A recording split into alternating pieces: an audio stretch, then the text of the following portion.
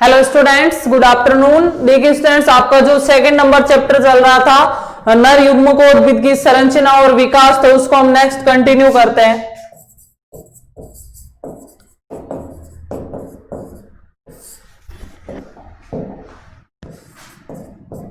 नर युग्मकोद्भिद की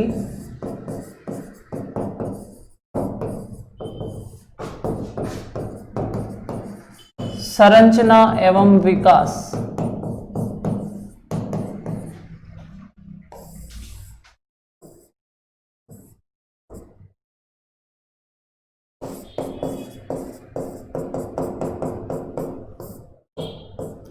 तो देखिए स्टूडेंट्स, इस चैप्टर के अंदर पिछली क्लास में मैंने आपको बताया था कि जो परागकोश है उसके अंदर 4 परागधानियां पाई जाती है और प्रत्येक परागधानी के अंदर 2 प्रकार की कोशिका होती है। एक होती है भित्तीय कोशिका जो पराग कोश की चारों भित्तियों का निर्माण करती है, सबसे बाहर वाली अधिचर्म, फिर अंतस्थियम, फिर मध्य स्तर और सबसे अंदर वाली टेपिटम। और जो दूसरे प्रकार की कोशिका होती है वो प्राथमिक बीजाणु कोशिका कहलाती है, जो समसूत्र विभाजन करके बीजाणु मात्र कोशिका का निर्माण करती है। और वो बीजाणु मात्र कोशिका क्या करती है? अर्धसूत्री विभाजन करती है, जिसके द्वारा 4 लघु बीजाणुओं का निर्माण होता है। अब वो जो 4 लघु बीजाणु बने वो अलग अलग विन्यास के अंदर व्यवस्थित रहते हैं। तो वो कौन कौन से विन्यास के अंदर व्यवस्थित रहता है उसको हम देखते हैं, डिस्कस करते हैं अभी। तो जो लघु बीजाणुओं का विन्यास,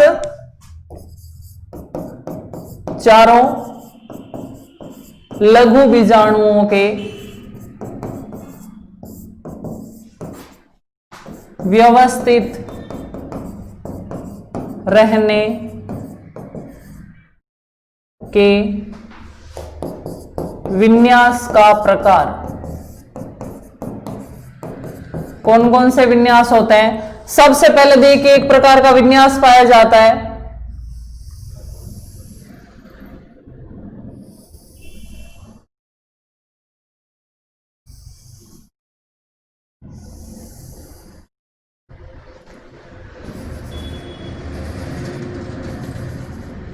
ये जो विन्यास होता है इसको बोला जाता है चतुष्फलकीय। देखिए लघु बीजाणु टोटल कितने हैं? 4 है, लेकिन आपको 3 ही दिखाई दे रहे। इसका मतलब है कि 3 आगे व्यवस्थित है और 1 पीछे व्यवस्थित है। और ये देखिए इस प्रकार गोलाई में व्यवस्थित है। इस प्रकार के विन्यास को क्या बोला जाता है? चतुष्फलकीय विन्यास, यानी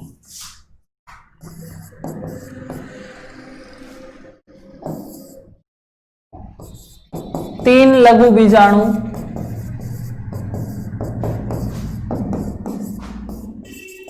आगे व्यवस्थित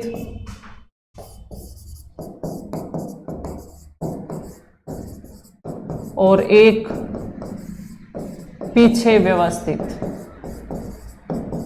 और ज्यादातर पादपों के अंदर इसी प्रकार का लघु बीजाणु है वो विन्यास में रहते हैं, यानी ज्यादातर जो द्विबीजपत्री पादप है उनके अंदर अभिविन्यास कैसा होता है? चतुष्फलकीय। तो देखिए उदाहरण है द्विबीजपत्री पादपों में,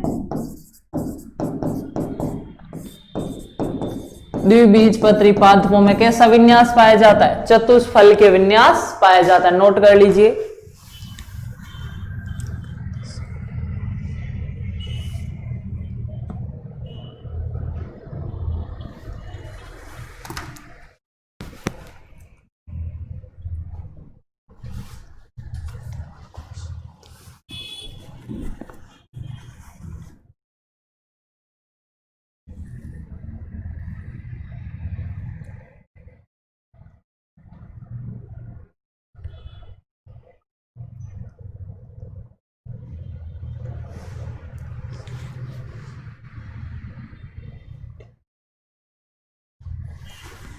तो ये जो पहला अभिविन्यास का प्रकार था वो था चतुष्फलकीय। अगला हम देखते हैं समद्विपार्श्व।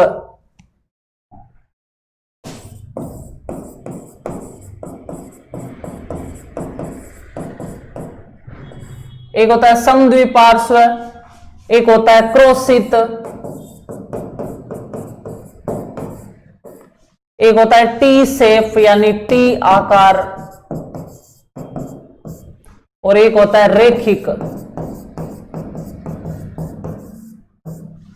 समद्विपार्श्व में लघु बीजाणु है वो इस प्रकार व्यवस्थित रहेंगे। यानी चारों बिल्कुल आगे आपको दिखाई देंगे। ठीक है, और ये पाया जाता है, इसका उदाहरण है एक बीजपत्रियों में। तो आपको ध्यान रखना है, द्विबीजपत्रियों में तो पाया जाता है चतुष्फलकीय, और एक बीजपत्री में पाया जाता है समद्विपार्श्व। एक होता है क्रोशित प्रकार का। क्रोशित प्रकार के में क्या होता है कि ऊपर वाले दोनों लघु बीजाणु वो बिल्कुल एक दूसरे के समकोण पर स्थित रहते हैं तथा नीचे वाला एक लघु बीजाणु दिखाई देता है।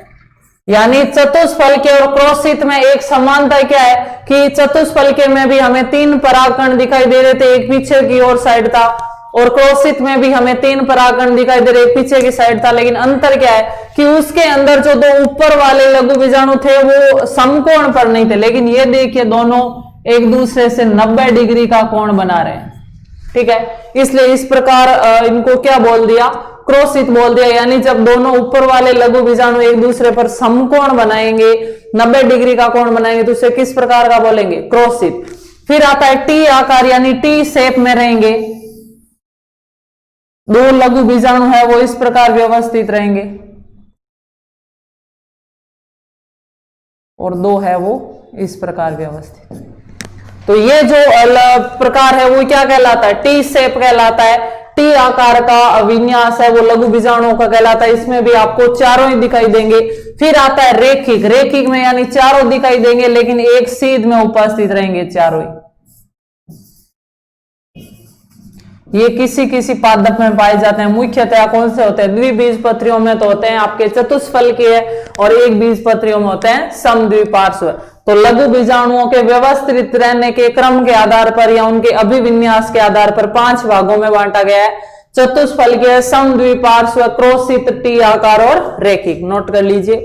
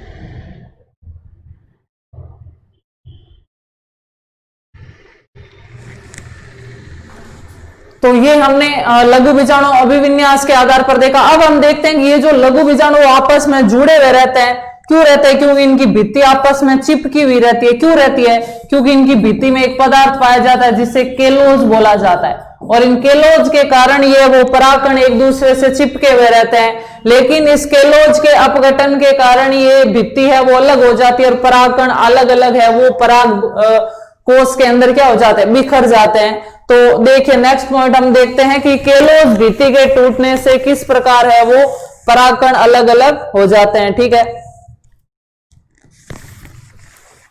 तो नेक्स्ट हम नोट करते हैं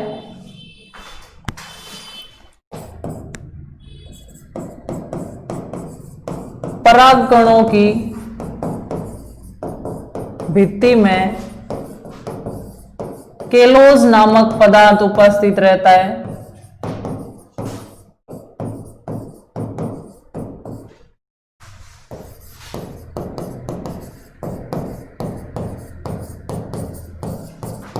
जो इन्हें एक दूसरे से चतुष्क यानी चारों परागकणों का समूह एक दूसरे से चतुष्क के रूप में जोड़े रखता है। फिर क्या होगा, ये केलोज नामक पदार्थ का विघटन होगा, एक एंजाइम काम करेगा केलेज नामक एंजाइम। तो जब वो केलेज नामक एंजाइम है वो विघटित करेगा केलोज को, तो परागकण टूटकर अलग अलग हो जाएंगे। तो देखिए केलेज एंजाइम के द्वारा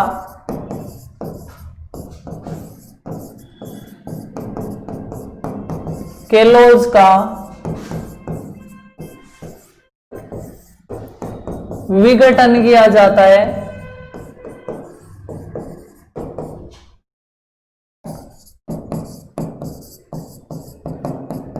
जिसके परिणाम स्वरूप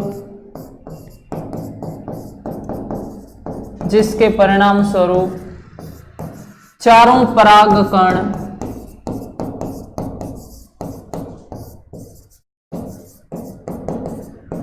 अलग अलग हो जाते हैं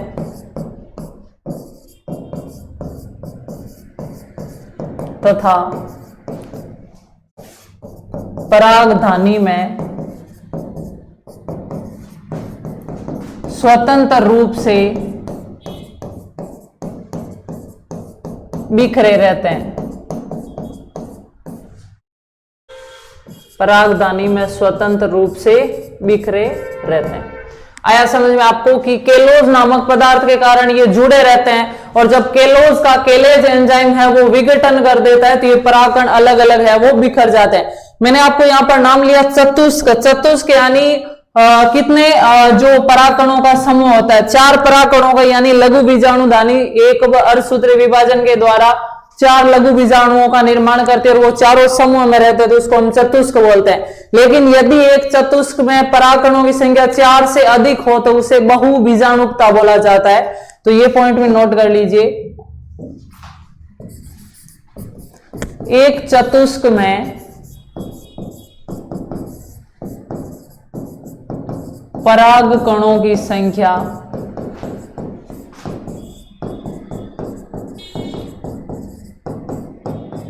4 से अधिक होने पर इसे बहुबीजाणुकता कहा जाता है। इसे बहुबीजाणुकता कहा जाता है। आया समझ में? नोट कर लीजिए पॉइंट।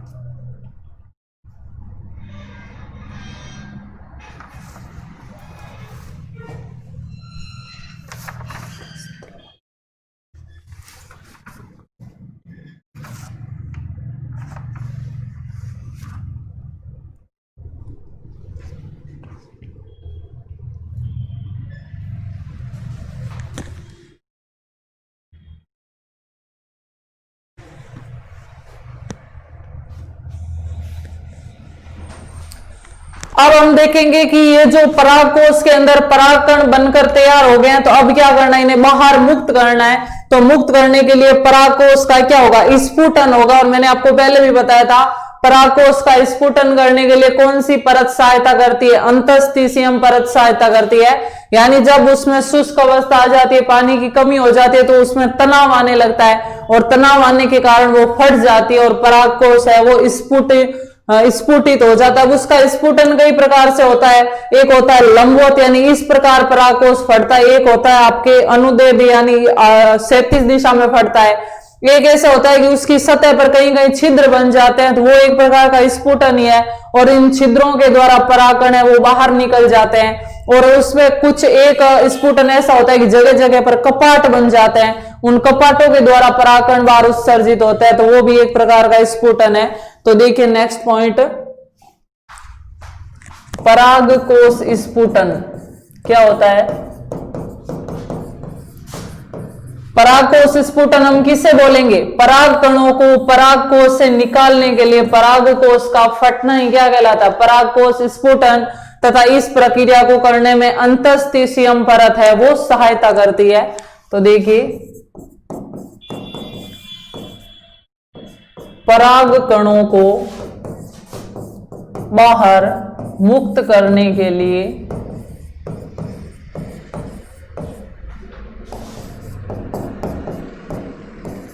परागकोश का फटना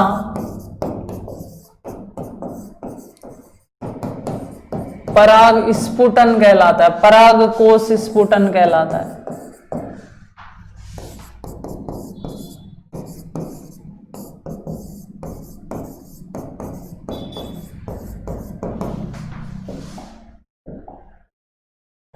यह प्रक्रिया अंतस्थिशियम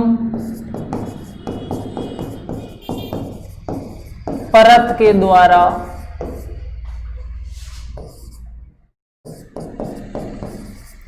पूर्ण की जाती है।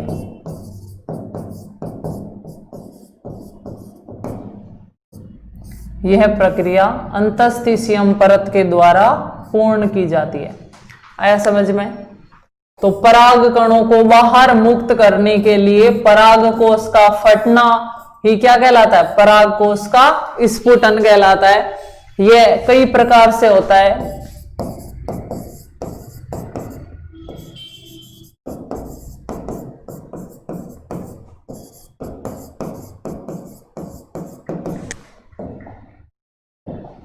एक होता है लंबवत, यानी लंबे रूप में टूटता है। एक होता है क्षैतिज रूप में, जिसको अनुदैर्ध्य बोलेंगे।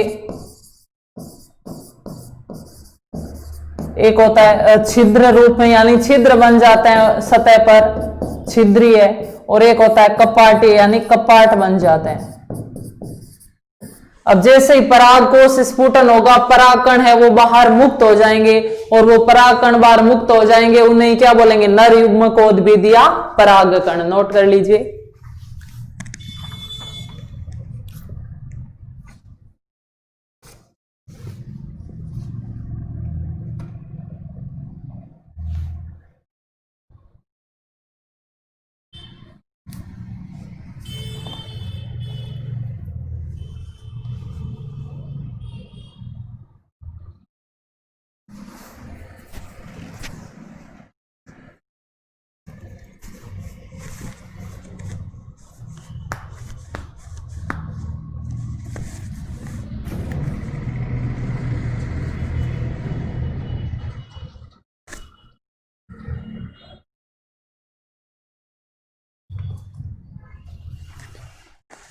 अब नेक्स्ट हम देखते हैं कि नर युग्मकोद्भिद है वो क्या होता है। तो जैसे ही परागकोश फटा, जो बाहर परागकण मुक्त हुए हैं उनको क्या बोलेंगे? नर युग्मकोद्भिद या परागकण बोलेंगे। जैसे डायग्राम बना के बता रही हूं मैं आपको। ये जो परागकोश है ये फट गया है, इसकी ये परतें, ये बाह्य त्वचा,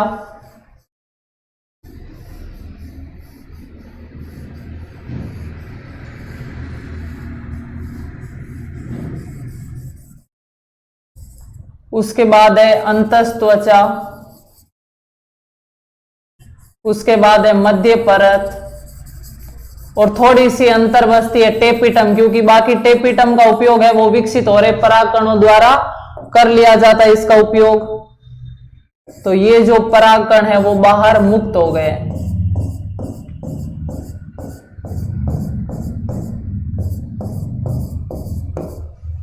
ये क्या है? परागकण। और ये क्या है? ये कहलाएगी परागकोश स्फुटन। अब ये जो परागकण मुक्त हुए हैं इनको अंकुरण भी बोला जाता है। जो अंकुरित परागकण है इन्हीं को हम क्या बोलेंगे? नर युग्मकोद्भिद बोलेंगे। तो नेक्स्ट यहां पर लाइन लिख लेंगे, अंकुरित परागकणों को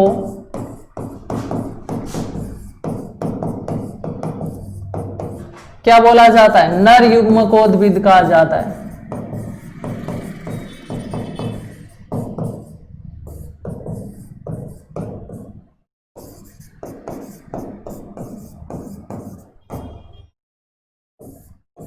अंकुरित परागकणों को क्या बोला जाता है? नर युग्मकोद्भिद। ठीक है, इसके अंदर प्रत्येक परागकण में क्या है? केंद्रक है। अब ये परागकण जब बाहर निकले तो ये क्या करेंगे?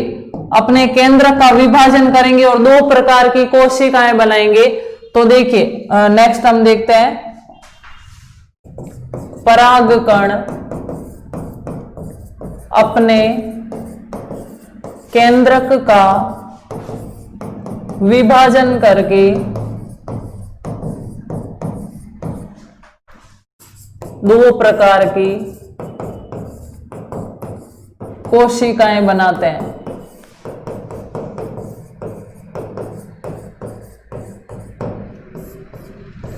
एक तो है कायिक कोशिका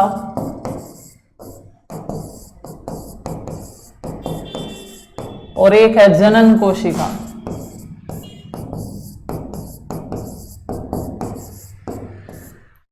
ठीक है, अब जनन कोशिका के अंदर एक केंद्रक है, तो जनन कोशिका आगे क्या करती है?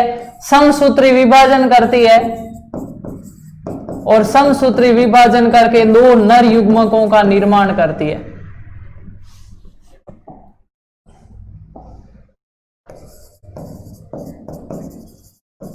दो नर युग्मकों का निर्माण करती है। तो एक परागकण के अंदर कितने नर युग्मक होते हैं? दो नर युग्मक होते हैं। यानी सबसे पहले परागकण ने क्या किया? अपने केंद्र का विभाजन करके अपने अंदर दो प्रकार की कोशिका बना ली, कायिक कोशिका और जनन कोशिका। और इस जनन कोशिका के अंदर दो क्या होंगे? नर युग्मक होंगे। नोट कर लीजिए।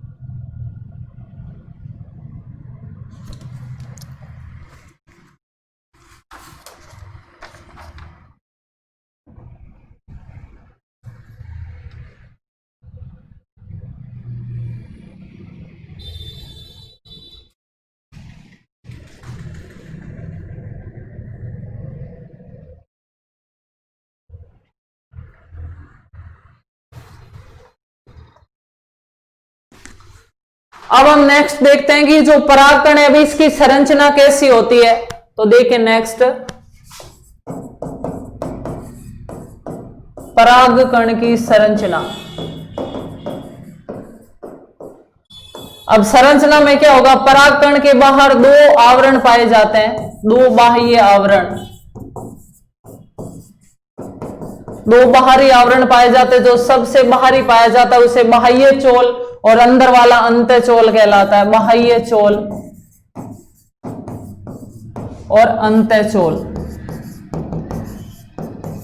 और एक मैंने आपको बताया था कि जो पराग कण जब बन रहे थे तो जो टेपिटम परत थी उसने क्या किया था, परागकण के सबसे बाहरी भित्ति का निर्माण किया था और उसमें कौन सा पदार्थ बनाया था, स्पोरोपोलेनिन।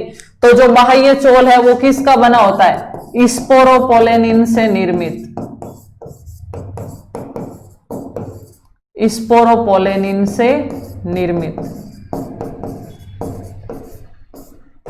आया समझ में। फिर क्या होगा कि अंदर जो परागकण की है वो केंद्रक है, वो क्या करेगा, समसूत्री विभाजन करके अपने केंद्र का विभाजन करके दो प्रकार की कोशिका बनाता है, कायिक कोशिका और जननी कोशिका। और कायिक कोशिका वैसे ही पड़ी रहेगी और जननी कोशिका समसूत्री विभाजन के द्वारा क्या करती है, दो नर युग्मकों का निर्माण करती है। अब देखिए जो परागकण है उसकी बाह्य परत पर कुछ छिद्र पाए जाते हैं जिन्हें क्या बोला जाता है, जनन छिद्र बोला जाता है। तो देखिए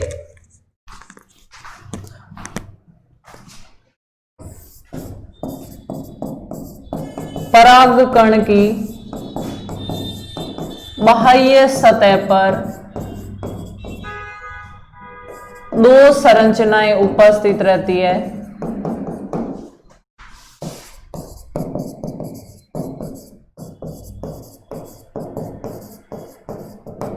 दो संरचनाएं कौन सी उपस्थित रहती है, एक तो छोटे छोटे छिद्र होते हैं जिन्हें जनन छिद्र बोला जाता है, और इन जनन छिद्रों के द्वारा ही क्या होता है, परागकण का है वो अंकुरण होता है, पराग नली का निर्माण होता है।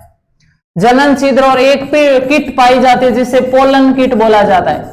एक चिकना लसलसा पदार्थ की एक परत होती है जिसे क्या बोला जाता है, पोलन किट बोला जाता है। और एक इस परत के कारण ही, पोलन किट के कारण ही परागकणों में विशेष गंध होती है, विशेष रंग होता है, जिसके कारण जो कीट होते हैं वो इन परागकणों की ओर आकर्षित होते हैं। अब विशेष प्रकार के रंग होंगे, खुशबू होगी तो कीट इनकी तरफ आकर्षित होंगे। उसके अलावा ये चिकनी होती है तो जैसे ही पक्षी आकर इस पर बैठेगा ये उसके चिपक जाएंगे, और जब दूसरे किसी मादा पादप पर वो जाकर बैठेंगे तो ये उत्तर के उसको निषेचित परागित कर देंगे। तो देखिए पोलन कीट, पहले हम जो आपके ये पराग छिद्र है, जनन छिद्र, इनके बारे में देखते हैं। छोटे छोटे छिद्र, छोटे छोटे छिद्र जिनके द्वारा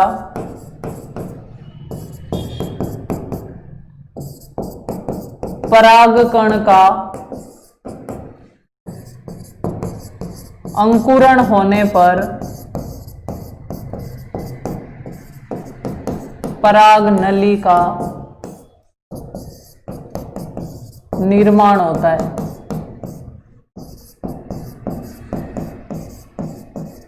ठीक है। फिर पोलन किट, चिपचिपी परत जिसके कारण परागकण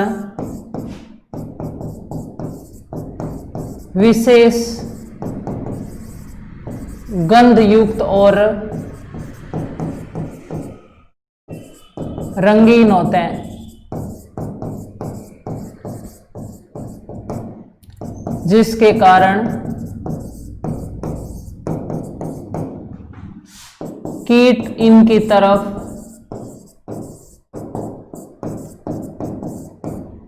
आकर्षित होते हैं।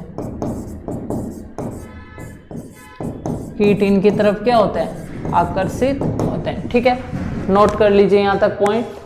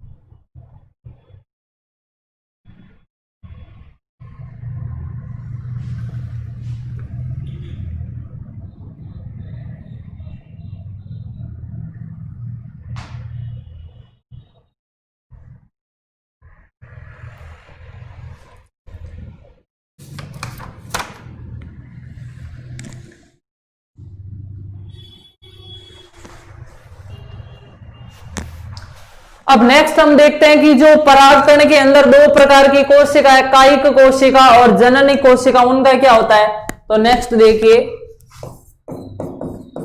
परागकण का केंद्रक विभाजित होकर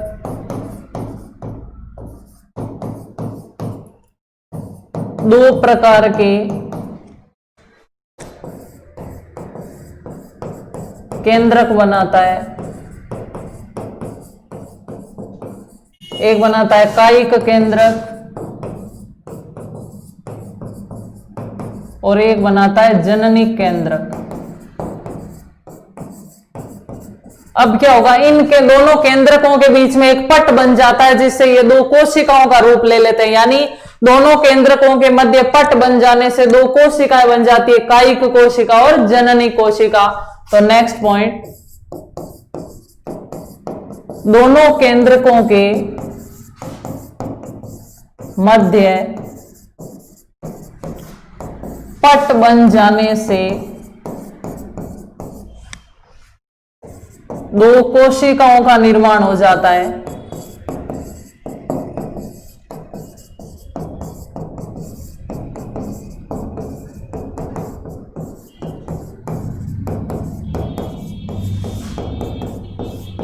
एक हो जाती है कायिक कोशिका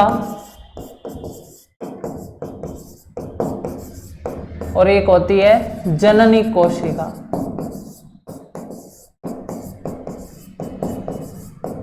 कायिक कोशिका और जननी कोशिका में डीएनए की मात्रा तो समान होती है, लेकिन आरएनए की मात्रा कायिक कोशिका में जननी कोशिका की तुलना में ज्यादा होती है।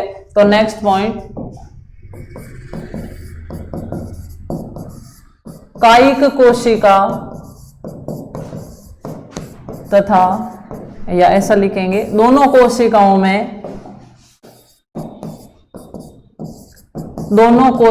में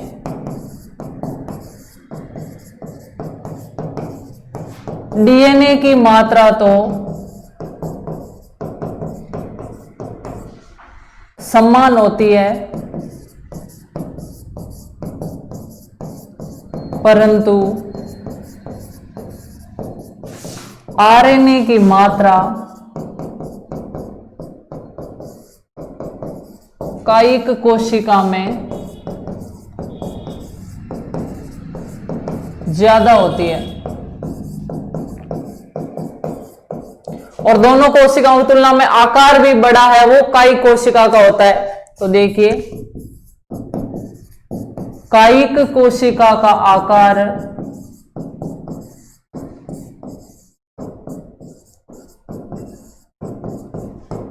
जननिक कोशिका की तुलना में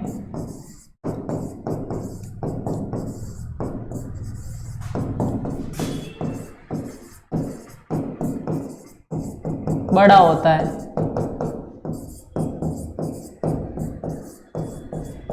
ठीक है, दोनों पॉइंट नोट कीजिए। फिर हम देखते हैं कि जो जननी कोशिका है वो आगे क्या करेगी, विभाजन करेगी और दो युग्मकों का निर्माण करेगी, दो नर युग्मकों का निर्माण करती है।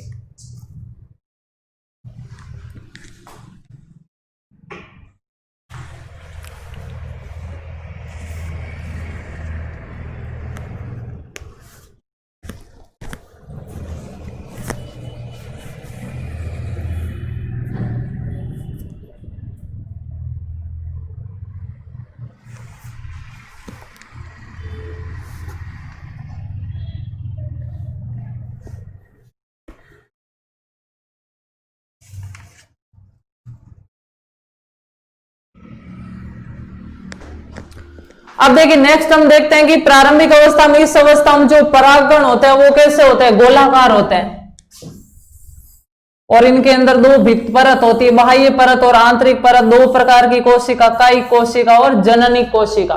ठीक है, इस प्रकार के होते हैं परागकण, बाह्य स्तर, आंतरिक स्तर,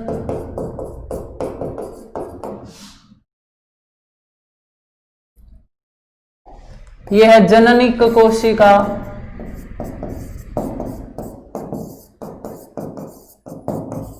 और यह है कायिक कोशिका। अब क्या होगा, जैसे ही परागकणों का स्फुटन होगा, अंकुरण होगा, परागकणों का स्फुटन या अंकुरण होगा तो क्या होगा, इनसे पराग नली का निर्माण होगा इस प्रकार। ये क्या बन गई है, पराग नली।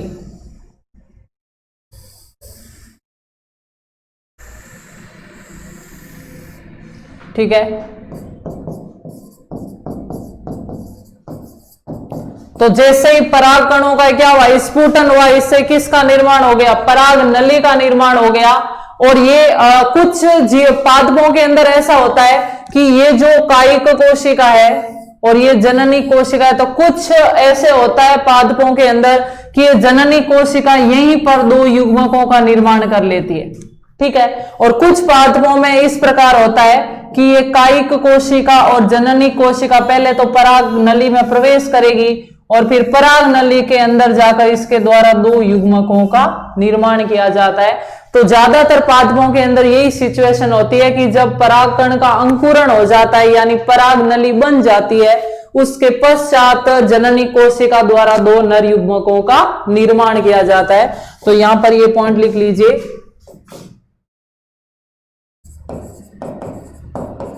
जननिक कोशिका द्वारा दो नर युग्मकों का निर्माण किया जाता है।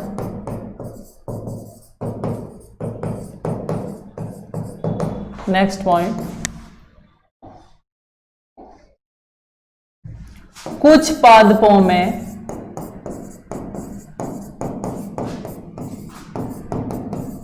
नर युग्मकों का निर्माण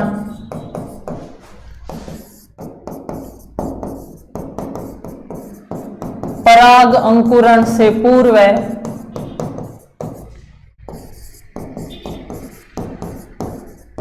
हो जाता है तथा ज्यादातर पादपों में नर युग्मकों का निर्माण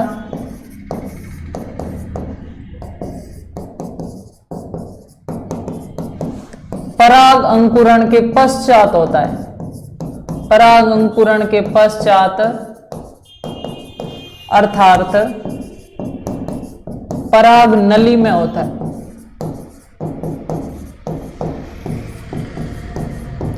ठीक है, तो ध्यान रखना, नर युग्मकों का निर्माण जननी कोशिका द्वारा किया जाता है।